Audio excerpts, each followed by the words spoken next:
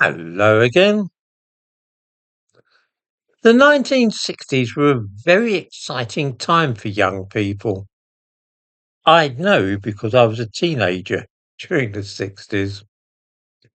Everywhere one looked during that decade, iconoclasm was in full swing, with all the old beliefs and values being questioned and challenged, and uh, old heroes being mocked and derided. The difference between Britain in the 1950s and Britain in the 1970s is absolutely astonishing. In the 1950s, it was universally accepted that children should grow up with their mothers and fathers, and that mothers raised those children until they were 5 and were always there for them right up until they left home. Marriage was for life, and divorce was a rare and dreadful thing. Almost all children were born to married couples, and their parents stayed married, at least until those children left home. In the early 1960s, I don't believe I knew a single child who didn't live with his mother and father. Not one. Uh, uh, People heard about divorce. It was something talked about, but I certainly didn't know any divorced couples. And I didn't know none of the people I was at school with, their parents hadn't been divorced. They all lived with a mother and father, and they all had brothers and sisters. There were one or two single children, but most children grew up in families with brothers and sisters. In the 1960s, various laws were passed which ultimately had the effect of destroying the stable life, family life that is, which almost every child enjoyed, with a mother and father to care for them and brothers and sisters to grow up with. Divorce was made easier and abortion legalized, for example. These moves were part of a concerted assault on traditional family life. The reasons advanced for both changes in the law sounded very sensible, but were actually absurd.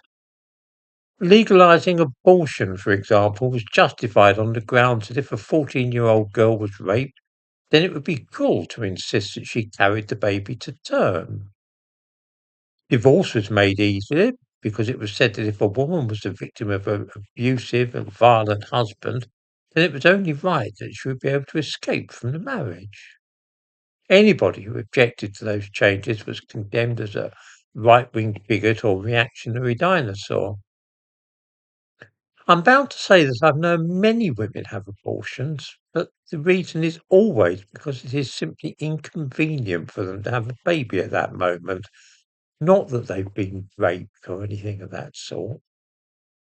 250,000 babies are aborted every year in this country, and almost invariably there is no good reason other than that the mother doesn't quite feel like having a baby just at the moment.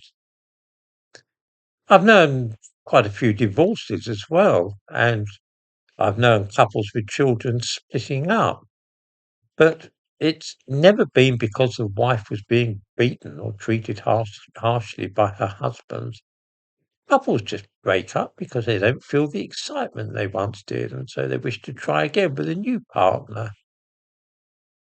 At the same time, in the 1960s, the shame of having an illegitimate baby was removed, and it was said that a baby raised by one parent had just as much chance of a happy life as one growing up with his or her parents, with both parents.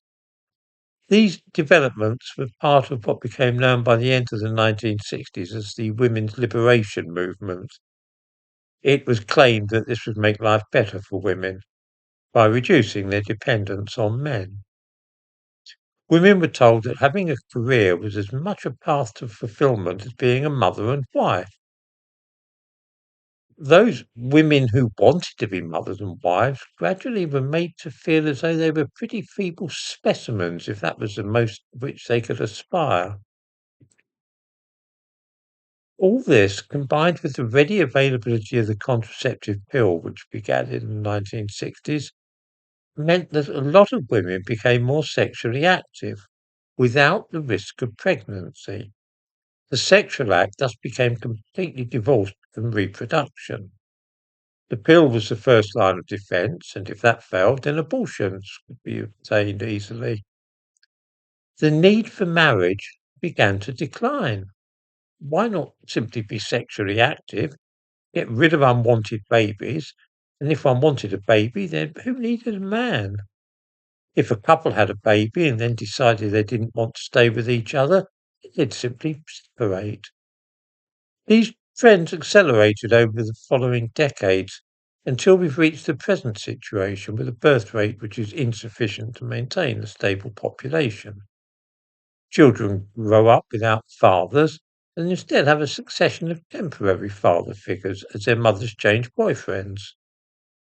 The stay-at-home mother is a thing of the past, and increasingly the state is expected to care for children. With breakfast clubs and after-school clubs, children can be in the care of the state for almost 12 hours a day. Babies start nursery before their first birthday. The single-child family is now the rule rather than the exception. All these changes were supposedly advanced for the benefit of women, liberating them from their traditional roles. But quite a few women now feel shortchanged by what has happened. Society has been restructured in such a way that most couples have to work just in order to survive. The husband going out to work and the housewife staying at home is no longer a practical way of life for most families. There's no sign that women are really any happier or more fulfilled than they were before all these changes, of course.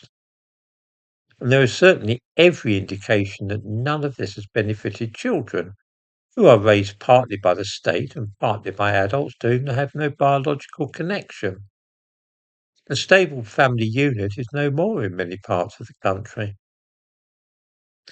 I don't say that this was a wicked conspiracy, but society has been radically altered in a couple of generations, and the signs are all around us. Our society is in chaos. Some of the manifestations of this decay are very obvious, such as the trans movement. Young women are having their breasts amputated and taking drugs which will make them sterile. At the same time, some young men are seeking to be castrated. Nothing could more clearly show the state that we have been reduced to. What was sold to us as the liberation of women has become a madhouse where all common sense has been abandoned. Some of us think that this is a classic case of the baby being thrown out with the bathwater. It's certainly the case that society has been ruined by what has happened since the 1960s.